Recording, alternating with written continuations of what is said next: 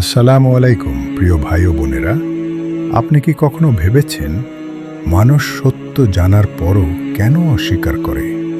কেন কেউ আল্লাহর নিদর্শন দেখে ঈমান আনে আর কেউ সেই নিদর্শন দেখেও অহংকার করে?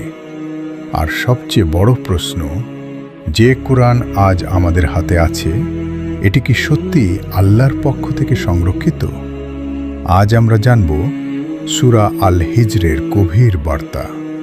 এখানে আছে কুরআনের সংরক্ষণের ঘোষণা, আদম আলাইহিসসালামের সৃষ্টি, ইবলিসের অহংকার, জান্নাত ও জাহান্নামের স্মরণ এবং এমন এক জাতির পরিণতি যারা পাহাড় কেটে ঘর বানিয়েছিল কিন্তু নিজেদের ঈমানকে রক্ষা করতে পারেনি।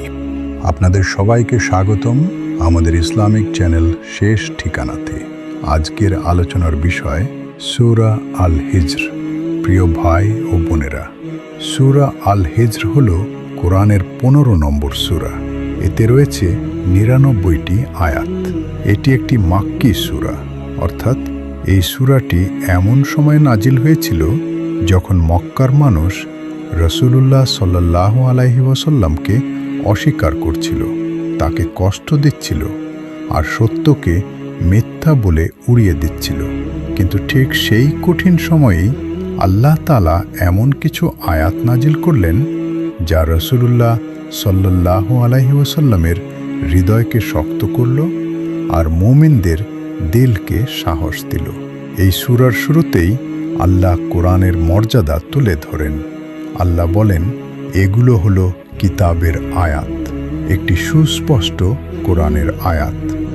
একটু থামুন, চিন্তা করুন। মানুষ অস্বীকার করছে, নবীকে কষ্ট দিচ্ছে, কিন্তু আল্লাহ শুরুতেই জানিয়ে দিলেন, এই কিতাব কোনো সাধারণ কথা নয়। এটি আল্লাহর কালাম, এটি স্পষ্ট পথ নির্দেশ, এটি মানুষের অন্ধকার জীবনে আলোর দিশা। তারপর আল্লাহ একটি ভয়ঙ্কর বাস্তবতার কথা বলেন। একদিন এমন সময় আসবে যারা আজ সত্যকে অস্বীকার করছে তারা আফসোস করবে। তারা চাইবে, হায় যদি আমরা মুসলিম হতাম। প্রিয় ভাই ও বোনেরা, এই আয়াত আমাদেরকে থামিয়ে দেয়, কারণ দুনিয়াতে মানুষ অনেক কিছু নিয়ে গর্ব করে, টাকা, ক্ষমতা, নাম, পরিচিতি। কিন্তু মৃত্যুর পর মানুষ বুঝবে সবচেয়ে বড় সফলতা ছিল ঈমান, সবচেয়ে বড় নিরাপত্তা ছিল আল্লাহর পথে থাকা। এরপর সূরাটি আমাদের সামনে তুলে ধরে অস্বীকারীদের মানসিকতা। তারা নবীদের কথা শুনেছে, আল্লাহর নিদর্শন দেখেছে, কিন্তু গ্রহণ করেনি। কারণ সমস্যা ছিল চোখে না, সমস্যা ছিল অন্তরে। প্রিয় ভাই ও বোনেরা, কখনো কখনো মানুষ সত্য না বোঝার কারণে অস্বীকার করে না, বরং সত্য মেনে নিতে চায় না বলে অস্বীকার করে। এটাই অহংকারের বিপদ।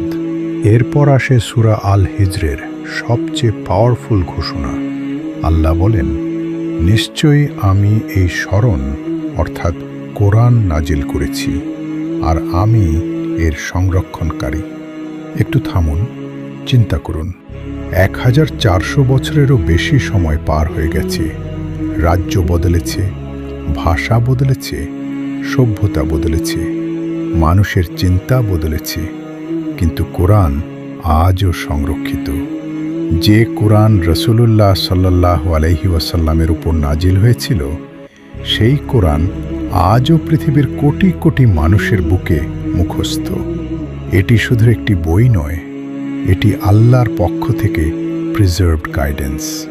প্রিয় ভাই ও বোনেরা, এই আয়াত আমাদের শেখায়, যে জিনিসের দায়িত্ব আল্লাহ নেন, পৃথিবীর কোনো শক্তি সেটিকে মুছে ফেলতে পারে না। এরপর সূরাটি আমাদের নিয়ে যায় আসমান, জমিন এবং সৃষ্টির নিদর্শনের দিকে। আল্লাহ আসমানে নক্ষত্রমণ্ডল সৃষ্টি করেছেন, জমিনকে বিস্তৃত করেছেন, পাহাড় স্থাপন করেছেন, আর প্রত্যেক জিনিসকে পরিমিতভাবে সৃষ্টি করেছেন। একটু থামুন, চিন্তা করুন। এই পৃথিবীতে কিছুই এলোমেলো না, সূর্য নির্দিষ্ট নিয়মে ওঠে, চাঁদ নির্দিষ্ট পথে চলে, বৃষ্টি নির্দিষ্ট নিয়মে নামে, বীজ মাটির ভিতর থেকে গাছ হয়ে বের হয়। এগুলো শুধু নেচার না, এগুলো আল্লাহর সায়েন্স। কিন্তু দুঃখজনক সত্য হলো, মানুষ সায়েন্স দেখে কিন্তু সায়েন্স গিভারকে ভুলে যায়। এরপর সূরাটি আমাদের নিয়ে যায় মানব জাতির সূচনার দিকে। আল্লাহ আদম আলাইহিসসালামকে সৃষ্টি করলেন। মাটির উপাদান থেকে মানুষ সৃষ্টি হলো, আর জিন জাতিকে সৃষ্টি করা হয়েছিল আগুনের উপাদান থেকে। তারপর আল্লাহ ফেরেশতাদের বললেন, আদমের সামনে সিজদা করো। সবাই সিজদা করল, কিন্তু একজন করল না, সে ছিল ইবলিস। প্রিয় ভাই ও বোনেরা, ইবলিস আল্লাহকে চিনত, আল্লাহর অস্তিত্ব অস্বীকার করত না, কিন্তু সে আল্লাহর আদেশ মানল না। কেন? কারণ তার ভিতরে ছিল অহংকার। সে নিজেকে বড় মনে করেছিল। সে বলেছিল, আমি তার চেয়ে উত্তম। একটু থামুন, চিন্তা করুন। ইবলিসের পতন জ্ঞানের অভাবে হয়নি, তার পতন হয়েছে অহংকারের কারণে। আজ আমাদের জীবনে এই শিক্ষা কত গুরুত্বপূর্ণ। কখনো আমরা সত্য জানি কিন্তু মানতে চাই না, কখনো ভুল বুঝি কিন্তু ক্ষমা চাইতে চাই না, কখনো অন্যকে ছোট ভাবি আর নিজেকে বড় ভাবি। এটাই ইবলিসের রাস্তা। আর একজন মুমিনের রাস্তা হলো আল্লাহর আদেশ শুনে মাথা নত করা। এরপর ইবলিস আল্লাহর কাছে সময় চাইল। সে বলল, আমাকে কিয়ামত পর্যন্ত অবকাশ দেন। তার উদ্দেশ্য ছিল মানুষকে পথভ্রষ্ট করা। কিন্তু আল্লাহ জানিয়ে দিলেন, আমার সত্যিকারের বান্দাদের উপর তোমার কোনো ক্ষমতা নেই। প্রিয় ভাই ও বোনেরা, এই আয়াত আমাদের আশা দেয়। শয়তান ডাকতে পারে, প্রলোভন দিতে পারে, গুনাহকে সুন্দর করে দেখাতে পারে, কিন্তু সে কাউকে জোর করে পথভ্রষ্ট করতে পারে না। যে আল্লাহর দিকে ফিরে আসে, যে তওবা করে, যে আল্লাহর সাহায্য চায়, আল্লাহ তাকে রক্ষা করেন। এরপর সূরাটি জান্নাত ও জাহান্নামের বাস্তবতা স্মরণ করিয়ে দেয়। আল্লাহ বলেন, মুত্তাকীদের জন্য থাকবে জান্নাত, নিরাপত্তা, শান্তি, আর অন্তরের সব কষ্ট দূর করে দেওয়া হবে। একটু থামুন, চিন্তা করুন। দুনিয়াতে মানুষের অন্তরে কত কষ্ট, হিংসা, ভয়, অপমান, দুশ্চিন্তা, মানসিক চাপ। কিন্তু জান্নাতে থাকবে পিওর পিস। সেখানে কোনো ভয় থাকবে না, কোনো দুঃখ থাকবে না, কোনো হিংসা থাকবে না। এটাই মুমিনের ফাইনাল ডেস্টিনেশন।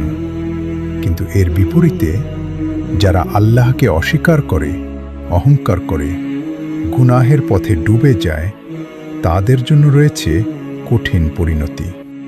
প্রিয় ভাই ও বোনেরা, এই সূরা আমাদের ভয় দেখানোর জন্য শুধু ভয় দেখায় না, বরং আমাদের জাগিয়ে দেয়, যাতে আমরা ফিরে আসি, যাতে আমরা তওবা করি, যাতে আমরা নিজেদের পথ ঠিক করি। এরপর সূরাটি আমাদের নিয়ে যায় হযরত ইব্রাহিম আলাইহিসসালামের ঘটনার দিকে। একদিন কিছু ফেরেশতা মানুষের রূপে তার কাছে এলেন। তারা তাকে সুসংবাদ দিলেন, সন্তানের সুসংবাদ। বৃদ্ধ বয়সে এমন সুসংবাদ শুনে ইব্রাহিম আলাইহিসসালাম আশ্চর্য হলেন। কিন্তু ফেরেশতারা বললেন, আল্লাহর রহমত থেকে নিরাশ হওয়া উচিত নয়। প্রিয় ভাই ও বোনেরা, এই অংশ আমাদের শেখায়, আল্লাহ চাইলে অসম্ভবকেও সম্ভব করেন। যেখানে মানুষের আশা শেষ, সেখান থেকেই আল্লাহর সাহায্য শুরু হতে পারে। তাই কখনো আল্লাহর রহমত থেকে নিরাশ হবেন না। আপনার দোয়া দেরিতে কবুল হচ্ছে মানে এই না আল্লাহ শুনছেন না। হয়তো আল্লাহ আপনার জন্য উত্তম সময় রেখেছেন। হয়তো আপনার দোয়ার উত্তর এমনভাবে আসবে যেভাবে আপনি কল্পনাও করেননি। এরপর ফেরেশতারা জানালেন, তারা লূত আলাইহিসসালামের জাতির দিকে যাচ্ছে। কারণ সেই জাতি সীমা অতিক্রম করেছিল। তারা নবীর কথা শোনেনি। তারা সতর্কবার্তা পেয়েছিল, কিন্তু ফিরে আসেনি। প্রিয় ভাই ও বোনেরা, এই ঘটনা আমাদের শেখায়, গুনাহ যখন সমাজে স্বাভাবিক হয়ে যায়, তখন মানুষ উপদেশকে অপমান মনে করে। আর যখন মানুষ তওবার দরজা বন্ধ করে দেয়, তখন ধ্বংসের দরজা খুলে যায়। এরপর সূরার নামের সঙ্গে যুক্ত ঘটনা আসে, আসহাবুল হিজর। হিজর ছিল এক প্রাচীন এলাকার নাম। সেখানে বসবাস করত সামুদ জাতি। তারা পাহাড় কেটে ঘর বানাত। তাদের স্থাপনা ছিল শক্তিশালী। তাদের দুনিয়াবি দক্ষতা ছিল বিস্ময়কর, কিন্তু তাদের ঈমান ছিল দুর্বল। তারা নবীদের অস্বীকার করেছিল। তারা আল্লাহর নিদর্শন দেখেছিল, কিন্তু তা থেকে মুখ ফিরিয়ে নিয়েছিল। একটু থামুন, চিন্তা করুন। পাহাড় কেটে ঘর বানানো মানুষ নিজেদের কবরের জন্য কিছুই করতে পারেনি। তাদের ঘর রয়ে গেছে, কিন্তু তারা নেই। তাদের স্থাপনা ইতিহাসে আছে, কিন্তু তাদের অহংকার তাদের বাঁচাতে পারেনি। প্রিয় ভাই ও বোনেরা, এখানে আমাদের জন্য বড় শিক্ষা আছে। বাড়ি বড় হলেই জীবন সফল হয় না। ব্যাংক ব্যালেন্স বড় হলেই মানুষ নিরাপদ হয় না। ফলোয়ার্স, ফেম, স্ট্যাটাস এগুলো মানুষকে কবরের প্রশ্ন থেকে বাঁচাতে পারে না। আসল সফলতা হলো ঈমান নিয়ে বেঁচে থাকা, ঈমান নিয়ে মৃত্যুবরণ করা।